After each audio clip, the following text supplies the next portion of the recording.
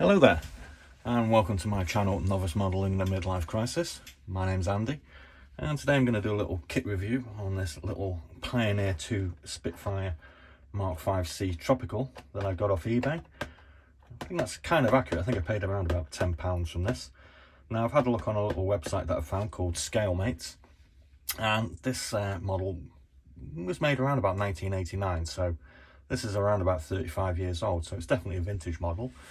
It's also kind of similar, in fact it's actually the same, as this model that I've also got, which is another Supermarine Spitfire by a company called PM Plastic Models, and they're based in Turkey.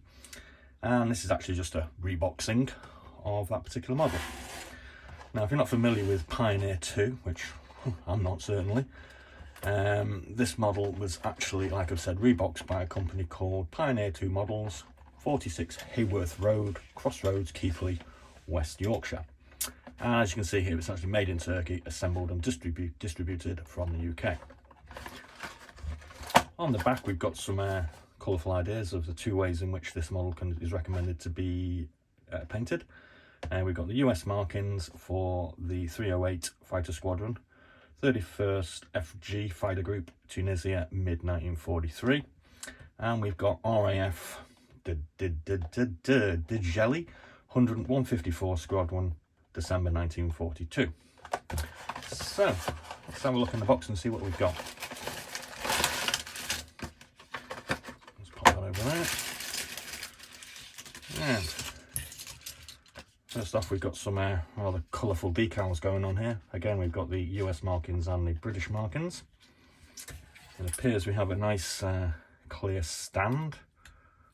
I'm not quite sure. I think that goes together like that. And the canopy is attached there also. That's kind of nice. And we have a rather basic instruction sheet for putting it together. There's not too many parts in this model, so it should go together quite quickly. And I'm just going to read out the blurb, or some of the blurb from the bottom, because it's quite lengthy. Spitfire Mark VC Tropical.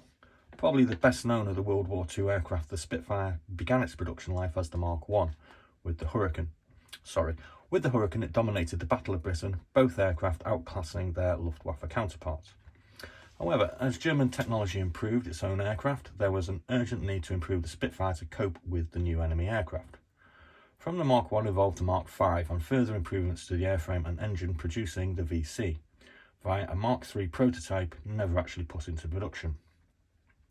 Quantity production began in November 1941 using the Merlin 45 in place of the original Merlin 3 engine and the C-type universal wing. This wing permitted the use of a variety of armament configurations between cannon and machine guns. The VC Tropical was introduced because of its need to counter the strength of the Luftwaffe in several overseas theatres, not least of these being the defence of Malta. A large air filter was fitted, giving the aircraft an ungainly appearance, together with an enlarged radiator and oil cooler intakes underneath the wings. None of these additions appreciably influenced the performance of the aircraft. Our model EC-187 from 154 Squadron uses the standard C-wing, but there were many VC-D or clip wing aircraft introduced, giving the aircraft a slightly poorer performance but an improved rate of roll for combat manoeuvres.